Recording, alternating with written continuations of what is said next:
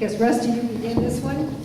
I live in a senior community and see my neighbors having to move out due to rent increases, which directly affect their quality of life, trying to make it on a fixed income and with cost of living, no cost of living increases. So,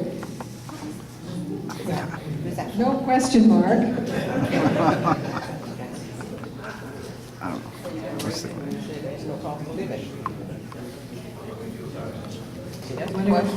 Look at low-income housing. Well, I mean, we do need to have more affordable housing in the city of Riverside, and we have been stalled for many years in that regard. Part of it was an issue through redevelopment, but we're getting our legs back there. We had a housing conference that I spoke at today, right at the convention center through Fair Housing Council, and so those issues are being talked about. There is some affordable housing in the pipeline in Riverside, senior housing especially.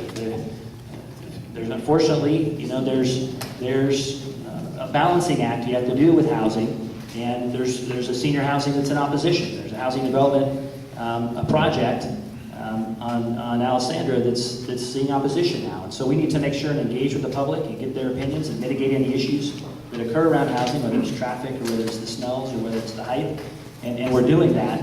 But the bottom line is we need more affordable housing, especially for seniors, and we'll continue to work on that. Paul, can you address affordable housing for seniors? Absolutely. Some of you may not know, I'm the Vice President of League of California Cities, and we just had our legislation day yesterday, and I'm unfortunately missed the Assemblyman. We are supporting a bill that allows the return through the take of the redevelopment funds to $1 billion or 50%, which is ever greater. It's in the Assembly and the various committees now. That $1 billion will be sent out back to the communities for that unfunded mandate of the providing low-income housing. And so we're hoping that not only does it pass that, we're working hard as the league, and the city of Riverside will, I will propose a support letter for it as well, so that we get that money back. The unfortunate thing is that we do not have $1 million, either from the federal or from the state government, to provide for the low-income housing. The second thing I need to talk about, I've already said it more than once from the dais, do we need to consider rent controls? I know that the apartment association doesn't like when I say that, but I think it's getting to that point where it's serious, because I see not only the elders, if you will, the seniors, paying a fortune for housing, but also our college students. They're getting ripped off, and we need to stop it. Thank you. Vivian? Well, you know, let's go back to RDA. RDA was put in place to create low-income housing.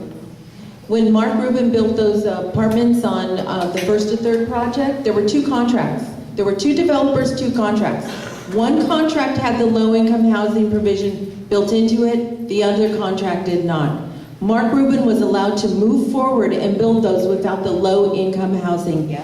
That was done all the time. Yeah. I took that to council. They didn't care. They don't care now. It is just the ugly little dirty secret that nobody wants to talk about. And that is why the governor said no to RDA.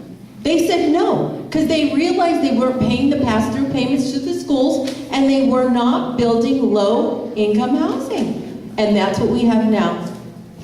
Thank you. Nancy? I've had the pleasure of sitting on the board of directors for the past 10 years for the Riverside Housing Development Corporation. This is a private nonprofit that works to build affordable housing for all age groups. It's a wonderful group, and I think we need more of these types of partnerships. I know they've worked closely with the city in the past and continue to do so on a much smaller scale now. But affordable housing can be done, and it should be done, especially for our seniors. I heard the mayor talk about ending homeless veterans. We need to stop our seniors from becoming homeless. We need to provide affordable housing. And I think through working with the organizations like Riverside Housing Development Corporation, we could do just that.